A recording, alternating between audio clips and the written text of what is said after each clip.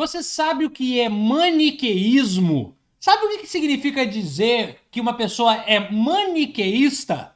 Enfim, eu sou Felício Molinari e esse é o A Filosofia Explica de hoje. Uma filosofia explica um pouquinho diferente, voltado para explicar um conceito que hora e meia aparece tanto nos escritos de filosofia, mas também no uso comum, cotidiano, do nosso dia a dia ali, né? Que vez ou outra a gente fala, né? Ah, você foi muito maniqueísta e tal. O que isso significa? Bom, talvez você não saiba, mas o termo maniqueísta, ele é recheado de uma história filosófica e de uma conotação filosófica muito, mas muito interessante e revela-se uma atualidade, uma potência de pensamento bem legal, muito legal, para a gente pensar e refletir sobre certas coisas aqui que são de uma relevância assim estratosférica.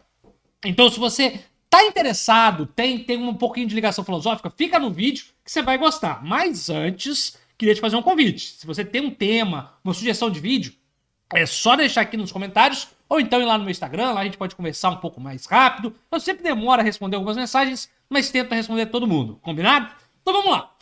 Sem mais delongas, maniqueísmo, a palavra maniqueísmo, né, que a gente usa normalmente para dizer que uma pessoa está manipulando outra e tudo mais, historicamente falando, ela se refere a uma religião herege, pagã, ali do começo do século, dos milênios cristãos, né?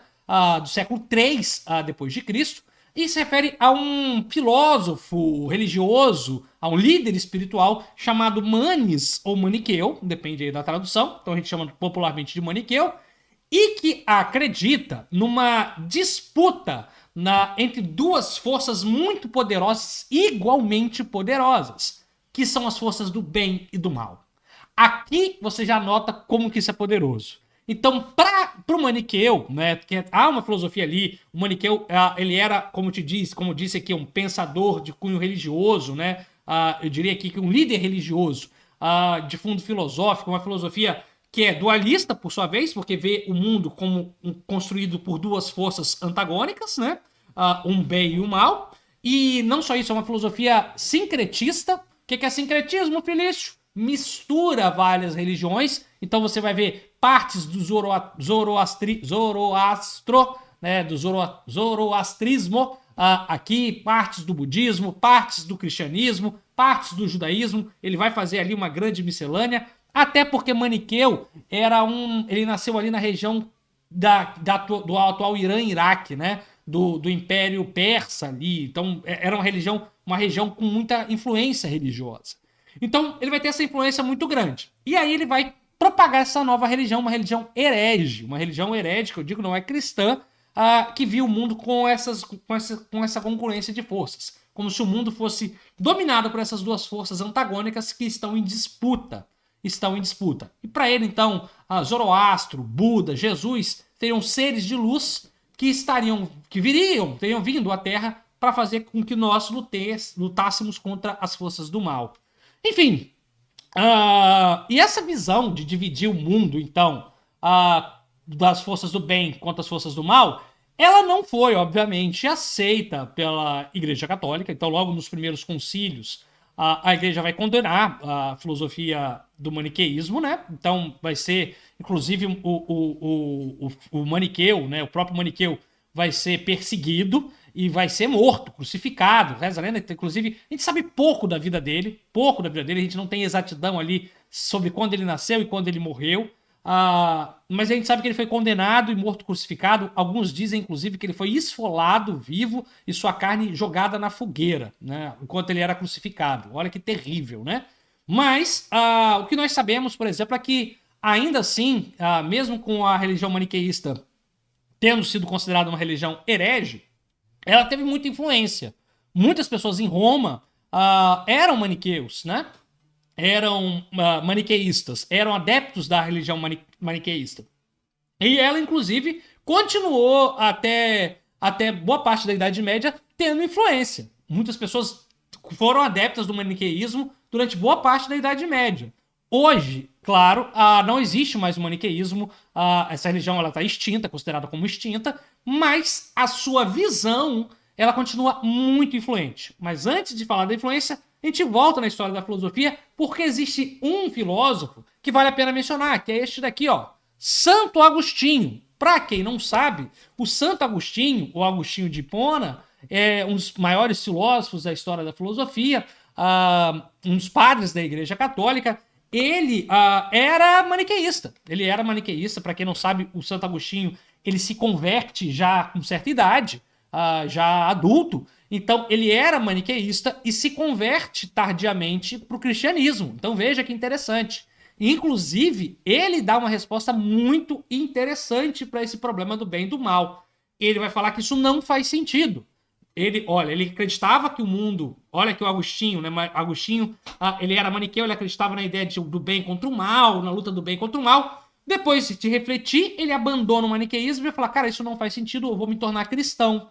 E aí, quando ele vira cristão, ele fala que essa luta não faz sentido, que só existe Deus. Deus é o Todo-Poderoso. Não existe uma luta de dois polos iguais, né? Como se existe o bem e o mal fossem equivalentes. Deus seria muito maior. E para Agostinho, na verdade, Deus não é só maior, Deus é único, todo-poderoso.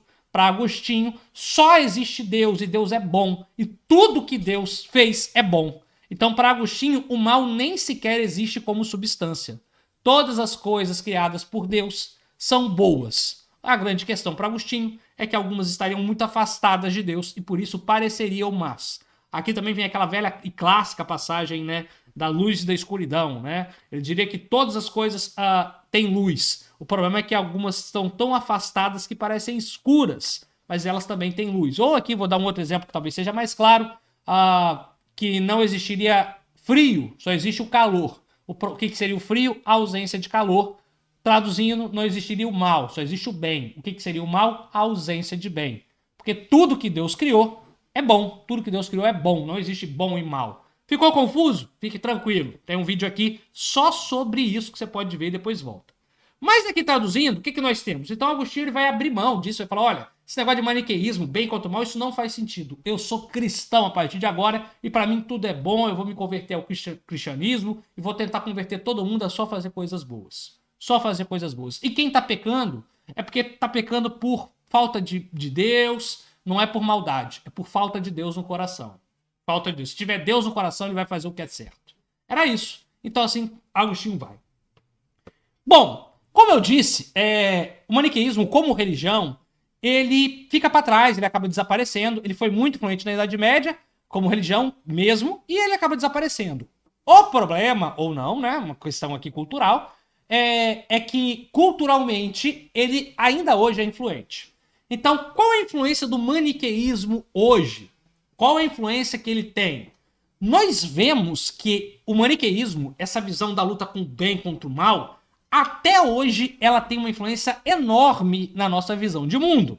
E não é só na religião, mas também na religião. Muitos religiosos, inclusive cristãos, continuam vendo o mundo como uma disputa do bem contra o mal. Né? Muitos cristãos, embora se digam cristãos, eles continuam achando que há uma luta de Deus contra o demônio, como se o demônio fosse uma força tão poderosa como Deus, o que, do ponto de vista cristão, não faz nenhum sentido. É que Deus seria muito mais poderoso, no sentido do cristianismo literal, do que qualquer demônio que poderia existir. Né? Mas no sentido maniqueísta, não. No sentido de maniqueísta, o bem e o mal seriam equivalentes. Mas no cristianismo, não. No cristianismo, Deus é todo poderoso, ele pode destruir o demônio no estalar de dedos. Né? Ele não faz por conta do livre-arbítrio. Mas ele poderia fazer assim, ó, tranquilamente. Mas muitos acham, inclusive, que não. Muitos cristãos acham, inclusive, que há uma força do bem contra o mal, que o mundo é uma guerra entre bem e mal. Isso é uma visão religiosa. Então, essa visão, ela ainda permeia parte do cristianismo. E mais, ela ainda permeia, por exemplo, parte da cultura nossa, no cinema. A gente vê no cinema a luta ali do herói e do vilão. Muitas pessoas têm dificuldade para abrir mão dessa visão da luta do bem contra o mal. Só que essa visão da luta do bem contra o mal, ela é uma visão religiosa, de fundo religioso, cultural. Você começar a enxergar o mundo como uma luta de dois e somente dois opostos, isso é bastante, eu não diria cego, mas eu diria que é uma visão bastante míope. né, bastante limitada, né? Porque, olha, você pode ver um fato, sobretudo quando você está analisando a sociedade, por vários ângulos. Por vários ângulos. Você não está entendendo? Eu vou te dar aqui um exemplo. Olha como isso é complicado. Essa visão maniqueísta, ela tem um fundo religioso, e a gente não discute porque é questão de fé, mas olha, quando você extrapola e leva essa visão religiosa para analisar o social, ela fica catastrófica. Por exemplo, quando você vai analisar o social, e aí você tem a questão dos indígenas e dos madeireiros, né? Só para botar uma questão política aqui sem ir muito fundo. Se você tem uma visão maniqueísta, você vai achar que os índios estão certos e são bem e os madeireiros são mal, ou vice-versa, que os madeireiros são bem e os índios são mal. Isso é uma visão maniqueísta. Maniqueísta. Olha como uma visão de fundo religioso que vê o mundo como dois polos pode ser extremamente simplista e é extremamente simplista, sobretudo quando a gente analisa a sociedade. Então veja, essa visão maniqueísta, que de fundo religioso, quando ela é levada para uma análise da sociedade, uma análise social, uma análise política, uma análise cultural, ela tende a ser muito limitadora. Muito limitadora. E é claro, quando a gente está falando para crianças, educando crianças, talvez possa até ter sua serventia. Falar, olha, filho, isso aqui é ruim, isso aqui é bom. Mas assim, para adultos, ensinar a adultos que fatos sociais só tem dois lados, um é certo e outro é errado, isso é não ensinar que o mundo tem uma pluralidade de visões e de noções de justiça bastante diferentes, né? Isso é democracia, né? Olha, existem várias visões conflitantes na democracia. E não é conflitos, visões conflitantes na democracia, não é necessariamente visões do bem contra o mal, né? Aí é um tiro no pé enorme que a gente dá. Então, assim, trocando em miúdos, Felício, o que é maniqueísmo? Maniqueísmo, então, é essa visão religiosa que nasce com o pensador visionário espiritual maniqueu, lá no século III, lá na região do Irã e do Iraque, né? E que via o mundo como uma disputa entre duas forças equitativas, né? Que tinham o mesmo poder, o bem contra o mal, a força do bem contra a força do mal.